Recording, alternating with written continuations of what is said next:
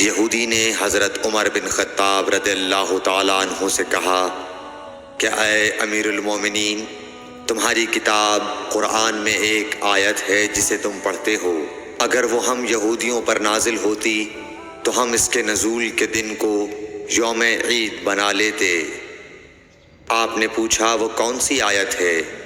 اس نے جواب دیا سورہ مائدہ کی آیت کہ آج میں نے تمہارے دین کو مکمل کر دیا اور اپنی نعمت تم پر تمام کر دی اور تمہارے لیے دین اسلام پسند کیا۔ حضرت عمر رضی اللہ تعالی عنہ نے فرمایا کہ ہم اس دن اور اس مقام کو خوب جانتے ہیں۔ جب یہ آیت رسول اللہ صلی اللہ علیہ وسلم پر نازل ہوئی، اس وقت آپ صلی اللہ علیہ وسلم عرفات میں جمعے کے دن کھڑے ہوئے تھے۔ صحیح بخاری حدیث نمبر 45۔